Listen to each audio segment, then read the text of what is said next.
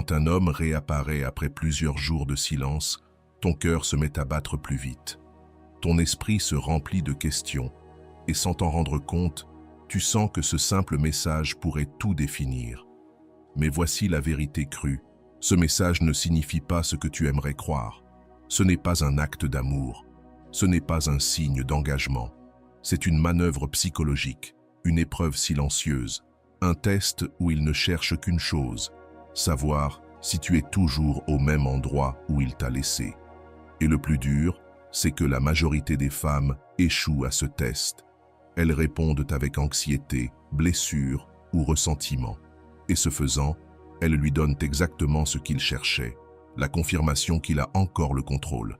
Mais toi, tu ne feras pas partie de ce groupe parce qu'aujourd'hui, tu vas découvrir quelque chose qui va te choquer. Et je t'assure que ce sera de la psychologie pure et pratique pour que tu comprennes vraiment ce qui se joue. Comment lire ce que signifie réellement ce message? Comment éviter les erreurs qui diminuent ta valeur? Et surtout, comment répondre d'une façon qui le confronte bien plus qu'il ne l'imagine, sans perdre ton calme ni sacrifier ta paix intérieure? Quand un homme t'écrit après des jours de silence, retiens ceci. Son message ne veut pas dire qu'il a réfléchi, qu'il s'est rendu compte qu'il t'aime ou qu'il a soudain reconnu ta valeur. Non. La vérité est bien plus froide, bien plus psychologique et bien plus révélatrice. Il te teste. Il sonde le terrain. Il lance une corde pour voir si tu es toujours là, immobile, attendant son retour. Et la majorité des femmes tombent dans le piège. Elles lisent ce message comme une victoire, une lueur d'espoir, alors qu'en réalité, ce n'est qu'un examen. Quand il disparaît plusieurs jours et réapparaît avec un simple « salut », un « comment tu vas » ou toute autre phrase vide, ce qu'il fait inconsciemment, c'est mesurer son pouvoir sur toi. Il se demande en silence « Est-ce que je l'ai toujours sous mon contrôle? Est-ce qu'elle va répondre comme avant? Est-ce qu'elle m'attend encore ?» Voilà le point clé. Si tu réponds avec empressement, si tu montres trop d'émotion, tu lui confirmes exactement ce qu'il voulait vérifier. Tu lui prouves que tu continues à tourner autour de lui comme si rien n'avait changé. La psychologie cognitive nous enseigne que nous répétons des schémas connus parce qu'ils nous donnent un faux sentiment de sécurité.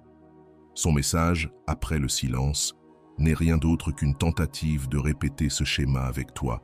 Il veut que tu sois la femme prévisible, celle qui saute de joie dès le premier signe, celle qui ne met aucune condition. Mais tu n'es plus là pour être prévisible. Tu es là pour apprendre à réagir autrement, pour briser son scénario, pour l'obliger à affronter une version de toi qu'il n'a jamais vue. Une femme qui n'est pas à sa merci. Écoute bien, son silence n'a jamais été neutre. Le silence est une arme de pouvoir.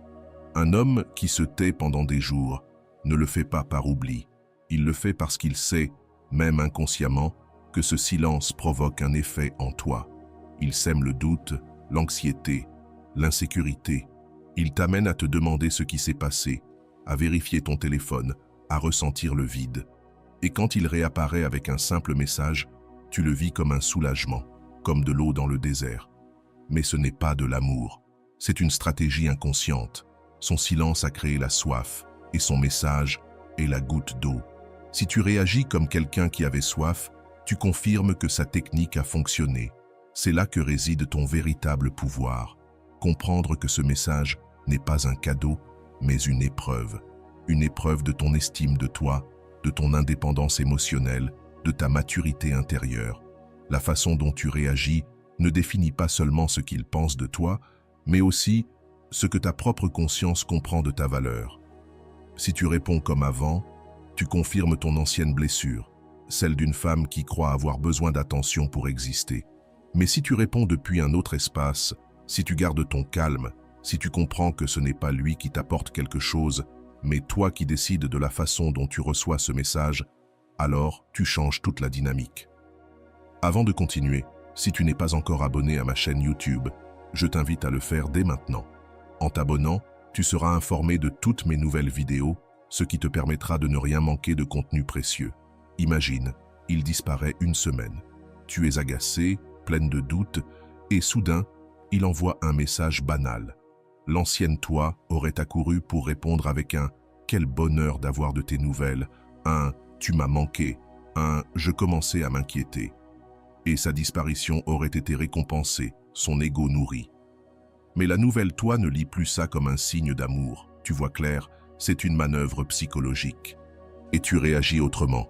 Tu restes calme, posée, confiante, comme quelqu'un qui n'était pas en train d'attendre à la porte. C'est ça qui transforme son « je suis de retour » en sa pire crainte. Car il réalise que, pendant son silence, tu as continué ta vie. Tu n'étais pas figé, tu n'étais pas suspendu à son absence. Et à son retour, il trouve une femme différente, plus centrée, plus forte, plus consciente de sa valeur. Son ego tremble, car son message n'est plus une corde qui te ramène à lui, mais un miroir qui lui montre qu'il a perdu le contrôle. Alors, retiens ceci.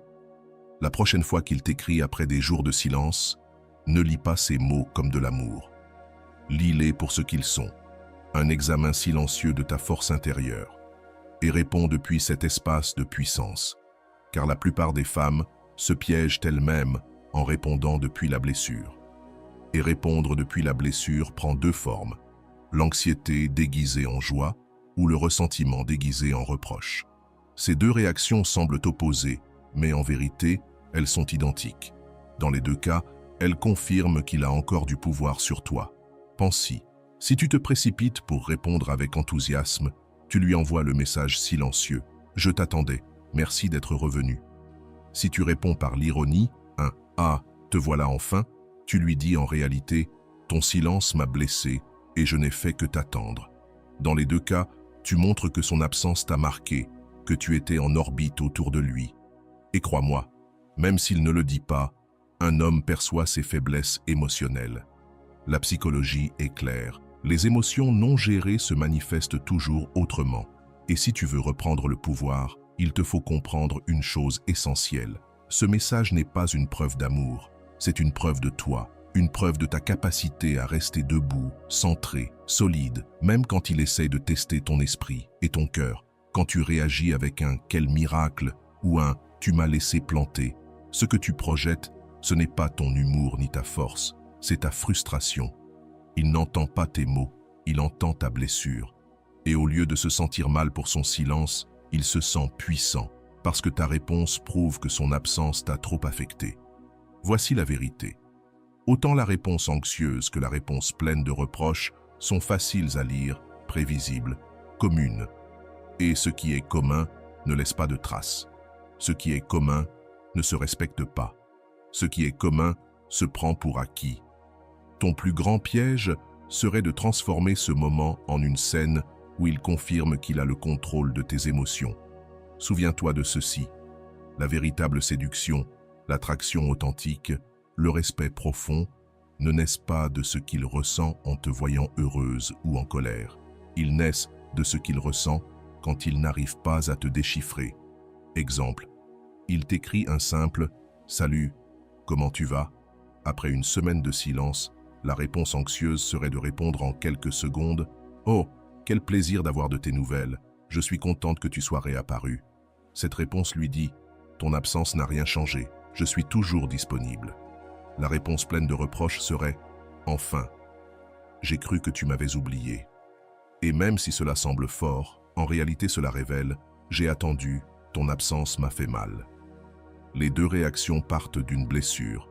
L'une essaie de plaire, l'autre essaie de punir, mais dans les deux cas, le centre reste lui. Et tant que le centre, c'est lui, tu perds. Chaque fois que tu réponds avec anxiété ou reproche, tu apprends à ton inconscient que ta valeur dépend de ses actions. Tu rappelles à ton cerveau que ta paix est entre ses mains. Et petit à petit, ce schéma s'installe jusqu'à ce que tu finisses par le croire. Tu n'as pas de pouvoir, tu es condamné à attendre, à réagir selon ce qu'il fait ou ne fait pas. Mais quand tu choisis de briser ce cercle, de ne pas tomber dans cette réaction automatique, quelque chose de magique se produit. Non seulement il change la façon dont il te perçoit, mais toi aussi tu changes la façon dont tu te perçois. Parce que ton véritable pouvoir n'est pas dans le fait de le punir, ni de le satisfaire. Ton pouvoir est de rester centré. Une femme qui reçoit un message après des jours sans en faire un événement.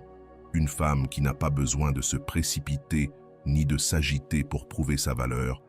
Voilà celle qui gagne. pas parce qu'elle manipule, mais parce qu'elle se montre à elle-même que sa vie ne dépend pas d'un message. Pas parce qu'elle joue la froideur, mais parce qu'elle a compris que son identité et son estime ne se négocient pas. Et c'est là la différence entre la femme qui s'épuise et celle qui s'élève. L'une réagit depuis la blessure, l'autre répond depuis son centre. L'une confirme qu'elle attend encore, l'autre prouve qu'elle continue de vivre. L'une perd de sa valeur, l'autre devient un mystère. Et rien n'est plus troublant pour un homme que de recevoir une énergie qu'il ne peut pas contrôler, qu'il ne sait pas interpréter. Voilà ton arme secrète, la pause. La pause n'est pas du vide. La pause n'est pas de l'indifférence. La pause est le langage silencieux de l'amour-propre. Quand il t'écrit et que tu ne réponds pas immédiatement, quand tu respires, que tu attends, que tu laisses ce message reposer, quelque chose se produit en lui.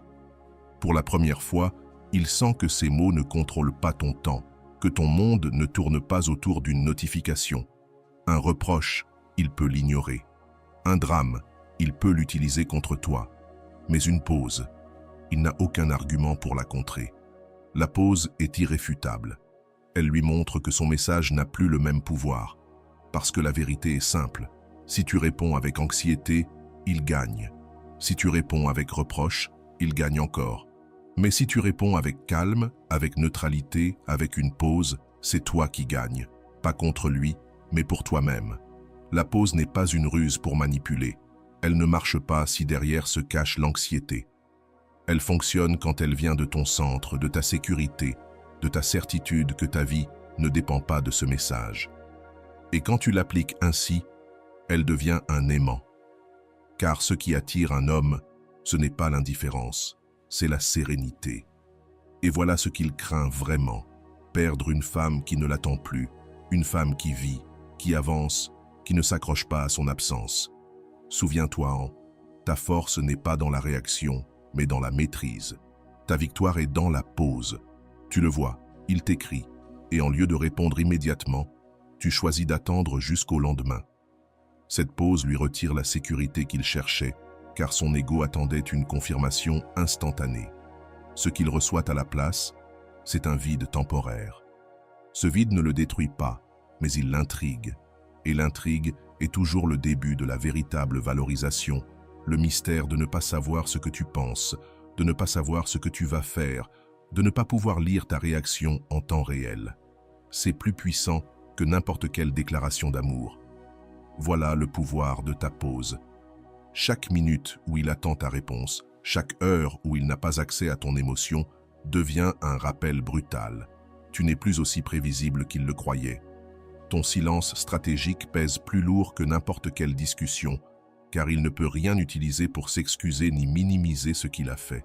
Ce poids l'oblige à te regarder autrement.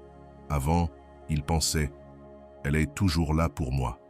Mais soudain, il se dit « Elle n'est plus si accessible, je ne suis plus sûr de la voir, peut-être que je l'ai perdue ».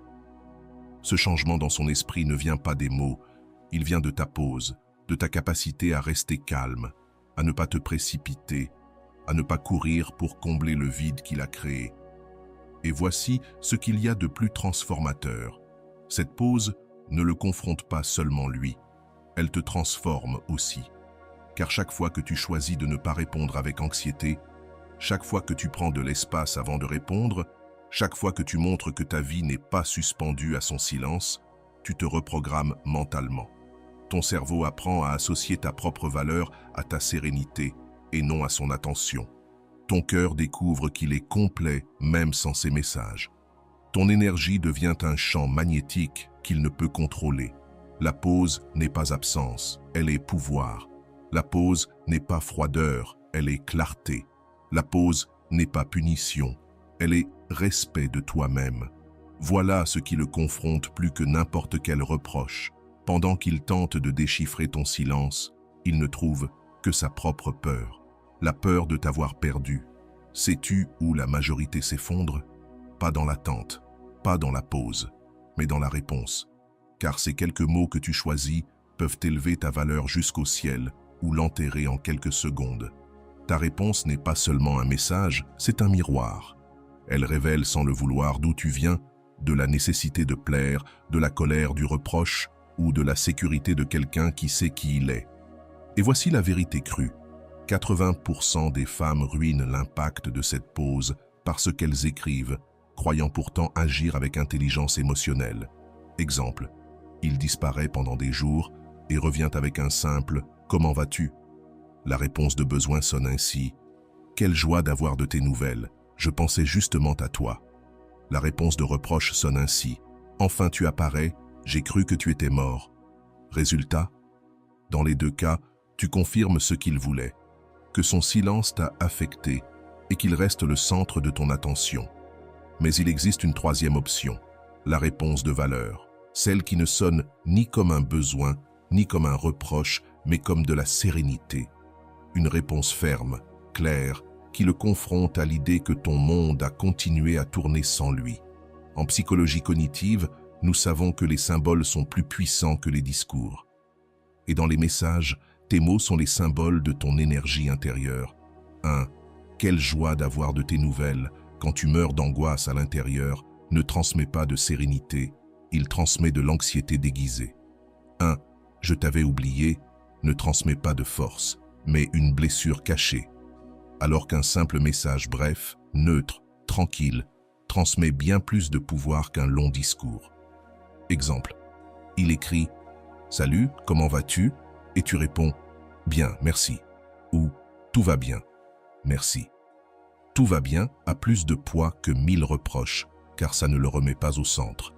Le merci transmet de la politesse, mais pas une ouverture totale. Et ce genre de réponse crée du mystère. Il se demande « Tout va bien, mais qu'a-t-elle fait? Où était-elle? Pourquoi sonne-t-elle si tranquille ?» Ce qui l'obsède, ce n'est pas ce que tu dis, mais ce que tu ne révèles pas. Attention, cela ne signifie pas jouer à la froide ou à l'indifférente totale. L'erreur inverse serait d'adopter un ton arrogant, du style « Je ne me souviens même plus de toi » ou « Peu importe que tu écrives ou pas ». Ça ne crée pas de valeur, ça crée de la défensive. Et la défensive ne construit jamais le respect, elle ne crée que des jeux de pouvoir stériles. La clé est dans la mesure. Ni lui rouvrir grand les portes comme si rien ne s'était passé, ni les claquer avec rancune. La juste mesure, c'est un message court, neutre, serein, mais ferme. Suffisant pour montrer de l'éducation, mais pas assez pour lui donner l'impression de reprendre le contrôle. Ton message n'est pas une invitation, c'est un miroir. Chaque mot doit refléter la femme que tu es maintenant. Une femme qui n'attend pas, qui ne supplie pas, qui ne poursuit pas, mais qui ne se cache pas non plus derrière un mur de rancune.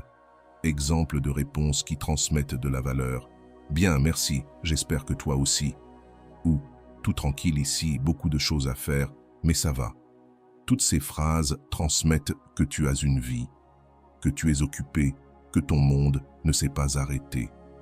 Elles ne livrent aucun détail, ne cèdent aucun contrôle, ne sonnent pas anxieuses. Elles reflètent un centre intérieur solide. La différence entre paraître disponible et paraître précieuse est dans l'intention que tu projettes. Disponible, c'est « Je veux que tu m'aimes encore, je fais des efforts pour te plaire, je t'ouvre la porte sans condition. » Précieuse, c'est « Je te réponds par éducation, mais ma vie ne dépend pas de toi. Je vais bien, mais je ne t'offre pas la narration. » Et voici la révélation. Ce qu'un homme respecte le plus, ce n'est ni la femme qui se sacrifie pour le recevoir, ni celle qui l'agresse de reproches. Il respecte la femme qui l'accueille avec calme, avec naturel, avec une aura de vie propre. Parce que celle-ci lui dit « Je ne suis pas ton prix pour être apparu.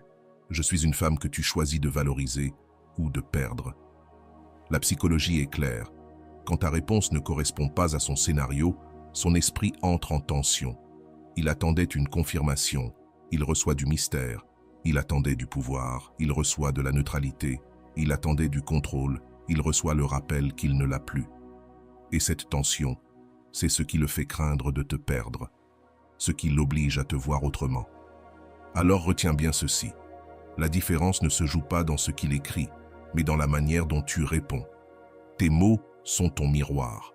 Chaque message est une opportunité de montrer ta valeur ou de la perdre. Chaque trace de sérénité est un rappel. Tu n'es pas prévisible, tu n'es pas dépendante, tu ne lui appartiens pas par défaut. Et cette différence, minime en apparence, décide de tout.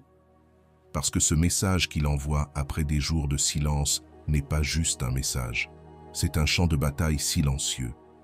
Et la façon dont tu réponds détermine qui reste au centre du lien. Lui avec son ego ou toi avec ta valeur. Car ce que beaucoup ne comprennent pas, c'est que les relations ne tiennent pas par celui qui aime le plus, ni par celui qui insiste le plus, mais par celui qui possède la force psychologique d'imposer le rythme. Quand un homme joue la carte du silence, ce qu'il mesure en réalité, c'est cela. Est-ce toi qui l'attends ou est-ce lui qui finit par attendre après toi? Un simple message de ta part peut sembler insignifiant, mais en vérité, c'est un symbole puissant. C'est un miroir dans lequel il découvre s'il t'a encore sous son contrôle ou si désormais, c'est lui qui doit se mettre en mouvement. Laisse-moi t'expliquer avec une histoire. Une femme, appelons-la Isabella, vivait depuis des mois une relation confuse avec un homme qui entrait et sortait de sa vie comme s'il avait un passe libre. Il disparaissait pendant des semaines, puis réapparaissait avec un simple salut ou « tu fais quoi ?» Isabella tombait toujours dans le même piège. Elle répondait immédiatement, parfois avec excitation, parfois avec reproche, mais elle était toujours là. Jusqu'au jour où, lassée de cette dynamique toxique, elle décida d'agir autrement. La fois suivante, après 5 jours de silence, il réapparut avec un « Comment tu vas ?» Isabella respira profondément et ne répondit pas tout de suite. Elle le laissa attendre. Quand elle écrivit enfin, son message fut court, neutre, calme. « Je suis bien, occupé. Merci. » Ce qui arriva ensuite la surprit. Lui, qui semblait toujours la tenir dans sa main, commença à insister. Il envoya un autre message, puis appela, puis proposa de la voir. Pour la première fois, c'était lui qui cherchait à ne pas la perdre. Pourquoi? Parce que sa réponse avait changé. Parce que ce petit décalage avait redéfini toute la dynamique. Ce n'était plus lui qui fixait le rythme. C'était elle qui lui montrait que son monde continuait de tourner et que s'il voulait en faire partie, il devait désormais le mériter. Voilà le pouvoir de ta réponse. Redéfinir le centre. Quand tu réponds avec anxiété, le centre est chez lui. Quand tu réponds avec reproche, le centre est encore chez lui. Mais quand tu réponds avec calme, avec dignité, en sachant que tu n'as pas besoin de lui pour exister, alors le centre revient à toi. Ce changement psychologique est brutal pour son ego, mais profondément libérateur pour toi. Ta propre esprit apprend aussi une nouvelle leçon. Tu n'as pas besoin de supplier, tu n'as pas besoin de courir après lui, tu n'as pas besoin d'être toujours disponible. Ta réponse ne redéfinit pas seulement le lien, elle redéfinit aussi ta vision de toi-même, ton estime personnelle. En thérapie cognitive, on apprend que l'esprit se transforme quand il intègre ce qui autrefois l'emprisonnait. Ici, ta réponse devient une guérison. Tu ne réagis plus depuis ta blessure, mais depuis ta force. Et cette différence change tout. Car il y a une vérité simple. Un homme respecte ce qu'il ne contrôle pas. Ce qu'il peut prédire, il le prend pour acquis. Ce qu'il n'arrive pas à déchiffrer, il y pense la nuit entière. Quand tu brises le schéma et que tu réponds différemment, tu l'obliges à bouger. Tu n'es plus celle qui tourne autour de son silence. C'est lui qui commence à tourner autour de ta sérénité. Réfléchis à cela. Combien de fois as-tu laissé un message définir ta paix intérieure? Combien de fois ton humeur a-t-elle dépendu de son apparition ou de son absence? Combien de fois as-tu mesuré ta valeur à travers son attention? Ce cycle prend fin le jour où tu comprends que chaque réponse est une occasion de reprendre ton centre. Si tu réponds avec besoin, il reste au centre. Si tu réponds avec calme, le centre revient à toi. Voilà la vraie puissance de ta réaction. L'histoire d'Isabella n'est pas unique. Beaucoup de femmes qui refusent de tomber dans ce piège découvrent la même vérité. Quand elles ne cèdent plus au scénario habituel, la dynamique s'inverse. Et quand la dynamique s'inverse, l'homme cesse de jouer au disparu et commence à craindre, lui, d'être oublié. Et n'est-ce pas ce que tu as toujours cherché? Qu'il ait peur de te perdre, qu'il valorise ta présence, qu'il comprenne que son silence n'est plus une arme contre toi, mais le reflet de sa propre insécurité. Alors, la prochaine fois qu'il t'écrit après plusieurs jours de silence, ne vois pas cela comme une chance de t'accrocher à lui, mais comme une opportunité de montrer ton centre. Ta réponse peut être brève, simple, mais son énergie dira tout.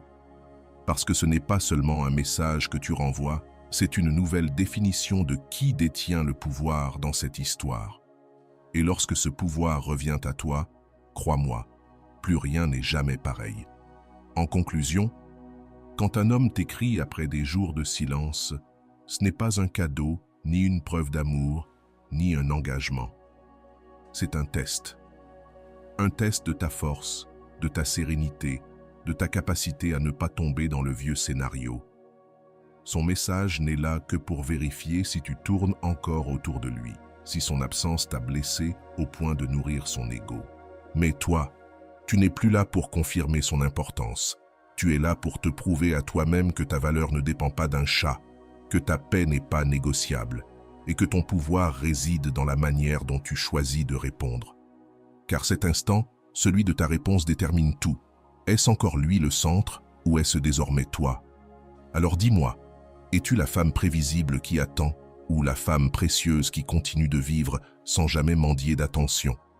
Là est la vraie victoire, non pas dans ce qu'il pense de toi, mais dans ce que tu décides de reconnaître en toi-même. Et je veux que tu l'écrives maintenant dans les commentaires comme un sceau de clarté et de décision. Ma réponse me donne du pouvoir. Voilà la différence entre celle qui supplie d'être choisie et celle qui, par sa présence sereine, devient inoubliable. Si ce message a résonné en toi, laisse un puissant like, abonne-toi, active la cloche, et si ton cœur te pousse à soutenir davantage cet espace, rejoins la communauté des membres du canal.